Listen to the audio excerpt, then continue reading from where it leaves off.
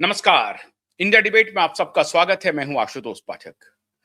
मित्रों, 13 जनवरी को सुशांत के केस की सुनवाई होनी है और 20 जनवरी को दिशा के केस की सुनवाई होनी है। लेकिन उस सुनवाई से पहले लगातार जो कुछ भी अपडेट हमारे पास होता है, हम आपसे जरूर शेयर करते हैं, क्योंकि आपको मालूम है, दिशा और सुशांत के केस को हम आखिरी परिणति तक जब तक नहीं पहुंचाएंगे तब तक छोड़ने वाले नहीं है। चाहे अन्य विषयों पर हम आपसे बातचीत करते रहें, वो भी बताते रहें, उससे भी वो भी शेयर करें, लेकिन दिशा और सुशांत के केस को क्यूआईब नेटवर्क नहीं छोड़ सकता है। अभी एक डेवलपमेंट हो गया। आज मैं आपको एक लाइव सबूत दिखाने जा रहा हूं। जिस व्यक्ति के बारे में हम लोग लगातार कह रहे हैं, असलम शेख से लगता है इनका कोई रिश्ता है। अब मुझे नहीं मालूम ये असलम शेख वही असलम शेख जहां ये जो मालवानी पुलिस स्टेशन आता है, उस इलाके का किसी समय में ये एमएलए हुआ करते थे। असलम शेख साहब कांग्रेस के एमएलए थे। उसके बाद ये हॉबनॉबिंग करके अजित पवार, शरद पवार, पता नहीं क्या क्या रिश्ते कहाँ कहाँ हैं। विषय वो नहीं है। विषय ये है कि मालवानी पुलिस स्टेशन में शैलेंद्र नगरकर नाम का व्यक्ति इतना कुकृत्य कर रहा है, इतना कुकृत्य कर रहा है कि अब माननीय महाराष्ट्र के मुख्यमंत्री माननीय श्री फडणवीस जी को भी अब शर्म आ जाएगी। उनको देखना पड़ेगा। वो जब देखेंगे, आज का वीडियो मैं दिखाने जा रहा हूं, बहुत सारे लोगों ने देखा होगा, लेकिन अधिकतर दर्शकों ने ये वीडियो नहीं देखा होगा, इस तरह का वीडियो नहीं देखा होगा। और मैं समझता हूं कि आज के इस वीडियो के बाद 20 जनवरी को जब सुनवाई शुरू हो, तो जस्टिस सारंग कोतवाल जी के लिए आज मैं खास तौर से ये वीडियो बना रहा हूं, क्योंकि आप सबको मालूम है, दिशा का केस ट्रांसफर होकर के जस्टिस सारंग कोतवाल की बेंच में आ गया है। तारीख 20 तारीख की लगी हुई है, 20 को सुनवाई होगी। बेंच बदल गया है। जस्टिस गडकरी और जस्टिस भोसले की जगह पे अब जस्टिस सारंग कोतवाल के बेंच में आ गया है। अगर ये जस्टिस भोसले होते या जस्टिस गडकरी होते, अगर वो अभी भी हैं, मान लीजिए किन्हीं कारणों से 20 जनवरी की सुनवाई जस्टिस गडकरी को ही करनी पड़ जाए, तब उनके लिए भी और जस्टिस भोसले के लिए भी आज का ये वीडियो, आज का ये लाइव सबूत देखना बहुत जरूरी है। और क्यूबाइब नेटवर्क लगातार कहता रहा है कि मुंबई पुलिस और खास तौर से मलवानी पुलिस स्टेशन जो है, उसके कुकृत्य की कोई इंतहा नहीं है। वो कहां पर उसका कुकृत्य खत्म हो जाएगा, ये कहना मुश्किल है।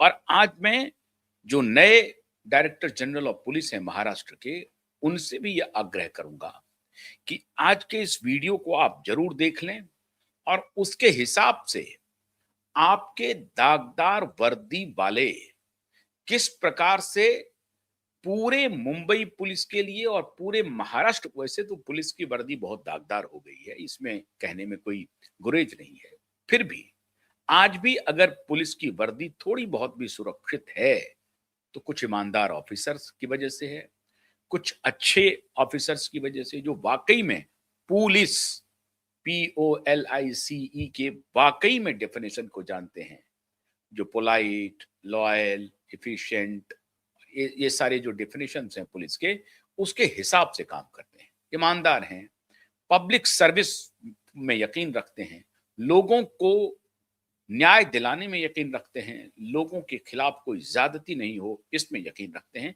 लेकिन उसकी संख्या बहुत नगण्य है, बहुत कम है।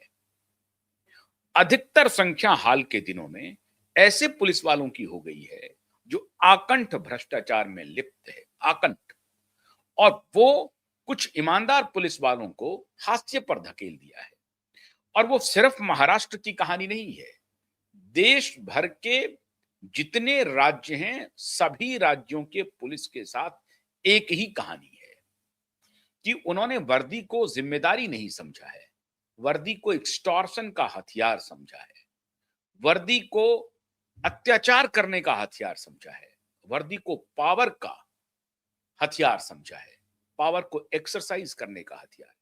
वर्दी आपको जिम्मेदार बनाने के लिए है, वर्दी आपको अकाउंटेबल बनाने के लिए है, रिस्पॉन्सिबल बनाने के लिए है, पूरी जिम्मेदारी से बात करने के लिए है। आप दुनिया भर के पुलिस को देखेंगे, आप वो विनम्रता से, इवन कि चोर को भी पुलिस वाले कहते हैं, बड़ी विनम्रता से कहते हैं कि आप आइए, आप अपना हाथ हैंडकप के लिए कीजिए। अमेरिका में तो पुलिस वाले कहते हैं कि please close your hand sir, और फिर उसको ला करके उस सर कहते हैं उसको, चाहे वो चोरी क्यों ना हो। तो वहां सर का मतलब श्रीमान है, जो भी है, लेकिन एक मर्यादित शब्दों में वहां व्यवहार होता है। जापानीज पुलिस को तो आप कहने ही क्या है, जापान में तो मर्यादा की असीम एक पूरी कहानी है कि कैसे जापानी समाज सामान्य रूप से वो कैसे मर्यादा का पालन करती है, वहां की पुलिस तो करती ही करती है। लेकिन मुंबई पुलिस, जिसके बारे में नाटकीय तरीके से प्रचारित किया जाता है कि one of the efficient police of the world है वो कितना इनएफिशिएंट है, ये आज मैं महाराष्ट्र के माननीय नए डीजीपी को दिखाना चाहता हूं।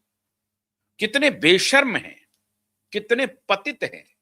इनका कुकर्म देख करके रूलिंग पार्टी के विधायक, रूलिंग पार्टी के मंत्री, सबके सामने सारे लोग बैठे हुए हैं और वो निष्प्रभावी हैं, उनके हाथ बंधे हुए हैं, और वो वहां पर फिर एक पुलिस ऑफिसर को कहते रहे हैं कि देखिए इस शख्स को, ये शख्स क्या व्यवहार कर रहा है।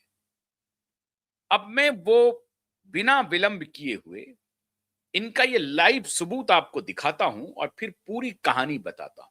शुरुआत में ये मराठी में है, बाद में थोड़ा सा ये हिंदी में होगा। मराठी और हिंदी दोनों बात जो हमें जानकारी मिली है उस हिसाब से मैं सारी जानकारी आपको देता हूं। लेकिन पहले आप इस वीडियो को देखिए जहां माननीय शैलेंद्र नगरकर ने क्या क्या कृत्य किया है, जहां महाराष्ट्र सरकार का मंत्री लाचार है, महाराष्ट्र सरकार का विधायक लाचार है। जरा देखिए माननीय शैलेंद्र नगरकर के इस कृत्य को। संपूर्ण फॅमिलीला मारलंय हे 10 दिवस झाले, तुम्ही आरोपी अटक करताय आणि खोटं उत्तर देता मला। मी जे बोलतो ते बोलायचं।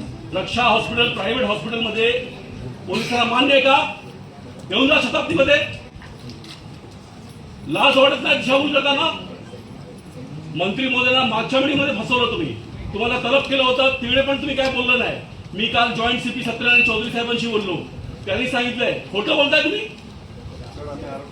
हिंदूने जगायचं की नाही जगायचं, नाही तर मी इकडे बसतो जोपर्यंत सीएम साहेब। इसमें जो सामने में जो शैलेंद्र नगरकर हैं, शैलेंद्र नगरकर कौन है आपको पहले मैं बता दूं। ये जो वर्दी वाला शख्स आपको दिखाई पड़ रहा है यही शैलेंद्र नगरकर हैं। पुलिस इंस्पेक्टर हैं, ये मालवानी पुलिस स्टेशन में पोस्टेड हैं।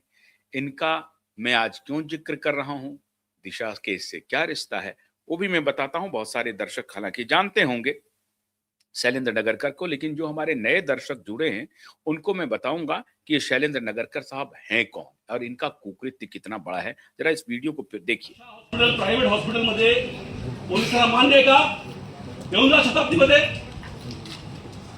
लाज वाटत नाही दिशा बोलताना? मंत्री महोदयांना मागच्या वेळीमध्ये फसवलं तुम्ही, तुम्हाला तलब केलं होतं तिकडे पण तुम्ही काय बोललं नाही। मी काल जॉईंट सीपी सत्यनारायण चौधरी साहेबांशी बोललो, त्यांनी सांगितलंय खोटं बोलताय तुम्ही। हिंदूने जगायचं की नाही जगायचं, नाही तर मी इकडे बसतो जोपर्यंत सीएम साहेब नाही मी उठणार नाही। काय करू बोला? हिंदूवरती असा अत्याचार बर्दाश्त नाही, मला बोलून ठेवतो तुम्हाला। मी येऊ का आता रक्षा हॉस्पिटल मध्ये? काय लाचारी आहे तुमची? तुम्ही पॅनलसाठी तुम्ही शिफारस केल्या आहे का? काय बोलता हो संजय जी? एक रात में केस बनाते हैं लोग हमारे ऊपर, नाही तुम्हाला खोटं बोलता। एका रात्रीत क्रॉस केस करतात पाहिजे तेव्हा, आणि हे करत नाही। को मारा, 70 बरस की माँ को मारा, 22 बरस की लड़की को मारा, 15 बरस की बेटी को मारा, पॉस्को उसको सब लगाना चाहिए, कुछ नहीं कर रहा है। सर्वात जास्त क्रॉस केस आहे मालवणी मध्ये, आणि हे पण लक्षात देत नाहीत क्रॉस केस मध्ये। मला आज अटक पाहिजे, नाही तर मी बसू का आंदोलन? सांगा। मी मंत्री महोदय आले साहब, ये झूठ बोलता आपको। रक्षा हॉस्पिटल एक प्राइवेट नर्सिंग होम में वो आरोपी इतने दिन से एडमिट है, हाथ नहीं लगा रहा है उसको। 15 बरस की लड़की को मारा, 70 बरस की माँ को मारा, ये आदमी है, इसको जला डालने की कोशिश किया। लाश वाटत है तुम्हाला? साहब मैं बैठ जाऊंगा इधर जब तक नहीं अरेस्ट करते हो। ये हिंदू हिंदू का जीना मुश्किल कर दिया है। मालवनी मतलब पाकिस्तान तो नहीं हुआ ना। आपकी दिशा भूल कर रहा है, पिछले मीटिंग में भी दिशा भूल किया इससे। इसकी क्या मजबूरी है सर? काय कर सकते हैं इसमें? मला आत्ता आवाज पाहिजे तो रक्षा हॉस्पिटल मधून काय झालं सांगा. सर मी मागे गोरेगाव डिव्हिजनचा आयसीपी आहे. मी ज्युडिशियल वेगळं आहे तरी पण मी डीसीपी साहेबांशी बोलून तत्पर अरे, जे काय DCP आवश्यक बोलतो, आहे joint secretary बोलतो. कारवाई करून घेतो सर. जोपर्यंत तुम्ही त्याला अरेस्ट करणार नाही आम्ही दोघे इथे बसणार आहे. Yes. तुम्ही नक्की करा. जे काय करायचं ते रस्ता हॉस्पिटलमध्ये 6 महिने अजून ते प्रायव्हेट हॉस्पिटल राहणार आहे. तुम्ही त्याने अरेस्ट करणार नाही का? तर चांगली तुम्ही ते मार्क काढून दिला की तो हॉस्पिटलमध्ये ऍडमिट काय करणार नाही तुम्हाला. तुम्ही जाऊन अरेस्ट करणार आम्ही इथे बसला.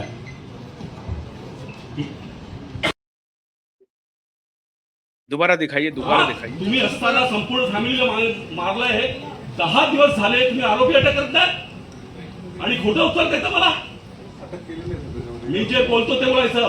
रक्षा हॉस्पिटल प्रायव्हेट हॉस्पिटलमध्ये पोलिसांना मान्य आहे का? येऊन जा शताब्दीमध्ये.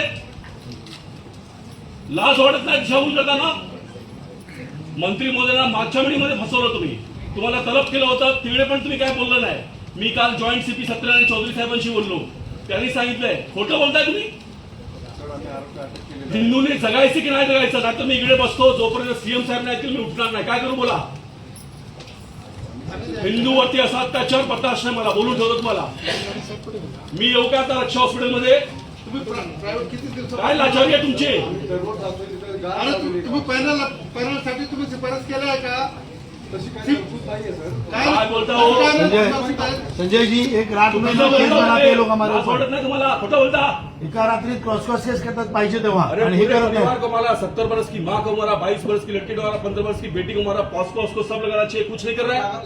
सर्वात जास्त क्रॉस केस आहे मालवणीमध्ये हा? आणि हे पण लक्ष देत एवढे नाहीत पैसे क्रॉस घ्यायचे केस मध्ये. नाही. मला बरोबर आहे आज ना? अटक पाहिजे नाही तर मी बसू का आंदोलन सांगा. मी मंत्री महोदय आले सर, ये झूठ बोलता है आपको. रक्षा हॉस्पिटल एक प्राइवेट नर्सिंग होम में वो आरोपी इतने दिन से एडमिट है. हाँ? हाथ नहीं लगा रहा है उसको. 15 बरस की लड़की को मारा, 70 बरस की माँ को मारा. ये आदमी है, इसको जला डालने की कोशिश किया. लाश वाटत नहीं तुम्हाला? साहब मैं बैठ जाऊंगा इधर जब तक नहीं अरेस्ट करते लोग. ये हिंदू का जीना मुश्किल कर दिया है. मालवनी मतलब पाकिस्तान तो नहीं हुआ ना. आपकी दिशा भूल कर रहा है. पिछले मीटिंग में भी दिशा भूल किया इससे. इसकी क्या मजबूरी है सर? काय कर सकते हैं इसमें? मला आत्ता आवाज पाहिजे तो रक्षा हॉस्पिटल मधून काय झालं सांगा. आप सर देखिए. मी मागे गोरेगाव डिव्हिजनचा आयसीपी आहे. मी ज्युडिशियल वेगळं आहे तरी पण मी डीसीपी साहेबांशी बोलून तत्पर जे काय आवश्यक आहे. अब इस पूरे वीडियो में ये जो बोलने वाले शख्स हैं वो विधायक हैं उसी इलाके के, समुपाध्याय करके, और बगल में एक मंत्री बैठे हुए हैं जो महाराष्ट्र सरकार के मंत्री हैं, और ठीक उसके बगल में पुलिस के आला अधिकारी हैं. विधायक साहब कह रहे हैं कि मैं धरने पर बैठ जाऊंगा अगर आरोपी की गिरफ्तारी नहीं होगी. आरोपी को गिरफ्तार नहीं करने के पीछे, उसको हाथ नहीं लगाने के पीछे इसकी मजबूरी क्या है? 15 वर्ष की बच्ची को मारा, एक और 22 वर्ष की लड़की को मारा, 70 वर्ष की मां को मारा, और ये जो लड़का है शायद उसका बेटा है या भाई है, जो भी है, उसको जलाने का प्रयास किया. किसने किया? अब ये वही इलाका है साहब जिस इलाके में फर्जी गवाह आए थे जो रात के 12 बजे देखा था कि ऊपर से दिशा गिर रही है. वो सारे टेस्टिमोनियल हम लोगों के पास हैं जिसको कि कोर्ट में दिया गया है. अब ये इस पूरे इलाके में कह रहे हैं कि एक विशेष धर्म के कुछ गुंडों ने ये काम किया है और इस वजह से ये उसके ऊपर हाथ नहीं लगा रहा है. जो जिक्र किया जा रहा है पाकिस्तान का, तो इससे लगता है कि एक खास धर्म के बारे में वो बोल रहे हैं. वो जो आरोपी है वो खास वर्ग विशेष के हैं, खास संप्रदाय के हैं. धर्म की बात कहना ठीक नहीं है, खास संप्रदाय के हैं. और उस संप्रदाय विशेष के व्यक्ति ने जिसके ऊपर हमला किया है वो हिंदू है. तो ये विधायक जी कह रहे हैं कि हिंदुओं के ऊपर हो रहे अत्याचार को अब हम बहुत लंबे समय तक नहीं बर्दाश्त करेंगे. और आपकी तुम्हारी मजबूरी क्या है? वो आरोपी कोई रक्षा अस्पताल है जो एक प्राइवेट नर्सिंग होम है, उस नर्सिंग होम में जाकर के बीमारी का बहाना बना करके एडमिट हो गया है। अब हॉस्पिटल में आप अगर कहीं आईसीयू में भर्ती हो जाएं तो पुलिस तो अंदर जा नहीं सकती, क्योंकि भाई वहां तो बहुत क्रिटिकल पोजीशन में है। यही कह रहा है कि रक्षा हॉस्पिटल एक प्राइवेट नर्सिंग होम है, कोई सरकारी हॉस्पिटल नहीं है। वो प्राइवेट नर्सिंग होम में हो सकता है वो अपराध करने के बाद पुलिस की गिरफ्तारी से बचने के लिए आराम से उस नर्सिंग होम में जाकर के एडमिट हो गया हो, और वो प्राइवेट नर्सिंग होम वाले को पैसे दे दिए हों, और प्राइवेट नर्सिंग होम वाले जैसे ही पुलिस वाले वहां पर जाते होंगे उनको बोलते होंगे कि नहीं साहब ये अभी बीमार है, उनकी सिचुएशन ठीक नहीं है, वो ठीक होगा तो हम आपको छोड़ देंगे। इस प्रकार से वो 5-10 दिन से है, 20 दिन से है या महीनों से है, कितने दिन से वो वहां पर एडमिट है। एडमिशन उसका दिखाया जा रहा है कि जो आरोपी है उसका मेडिकल एडमिशन दिखा करके वो गिरफ्तार नहीं कर रहा है, पुलिस गिरफ्तार नहीं कर रही है। तो उसी को विधायक कह रहे हैं कि इस व्यक्ति की मजबूरी क्या है। अब केस कैसे जुड़ रहा है, मतलब शैलेंद्र नगरकर जनता के लिए नहीं, आम जनता के लिए नहीं है, शैलेंद्र नगरकर आरोपियों के लिए है। और यही शैलेंद्र नगरकर है जो माननीय नीलेश ओझा जी को अदालत में कह रहे थे सुप्रीम कोर्ट क्या होता है, हाई कोर्ट क्या होता है। ये एक प्रकार का गुंडा पुलिस वाला है, और ये आदित्य ठाकरे, उद्धव ठाकरे के गैंग का है, सचिन बाजे के गैंग का है ये। तो वो सचिन बाजे तो अभी पुलिस में भर्ती किया था, अभी तो उसकी नौकरी बची हुई थी, परमबीर सिंह रिटायर कर गए। तो सचिन बाजे के गैंग का ही ये शख्स है शैलेंद्र नगरकर। और शैलेंद्र नगरकर की ये जो संलिप्तता है, आरोपियों से साठगांठ करके पैसे कमाने की जो संलिप्तता है, ये साबित कर रहा है कि शैलेंद्र नगरकर एक घोर भ्रष्ट ऑफिसर है। सुन लीजिए, महाराष्ट्र के डायरेक्टर जनरल ऑफ पुलिस, आपके संज्ञान में मैं ला रहा हूं शैलेंद्र नगरकर के इस वीडियो को, और आप देखिए कि विधायक, मंत्री, आपके आला पुलिस वाले वहां मौजूद हैं। क्या है सही बात है, गलत है, ये आपको देखने का काम है। हो सकता है कि विधायक जी झूठ बोल रहे हो सकता है कि आपके मंत्री जी झूठ बोल रहे हो और दबाव बना रहे हो उनके ऊपर। तो अगर दबाव बना रहे हो तो शैलेंद्र नगरकर ने जवाब क्यों नहीं दिया? शैलेंद्र नगरकर चुपचाप सुन रहा है। चुपचाप सुनने की वजह क्या है? विधायक जी कह रहे हैं कि शैलेंद्र नगरकर की मजबूरी क्या है, वो गिरफ्तार क्यों नहीं कर रहा है, और ये उस पर जवाब नहीं दे रहा है। ये नहीं कह रहा है कि साहब वो एडमिट है, तो एडमिट है ये जवाब अगर थोड़ा सा दबी जुबान में इसने दिया कि नहीं वो तो मेडिकल अभी वो एडमिट है, उसका इलाज चल रहा है, इलाज चल रहा है, तो विधायक जी कह रहे हैं कि इलाज चल रहा है, किसी सरकारी अस्पताल में इलाज नहीं चल रहा है।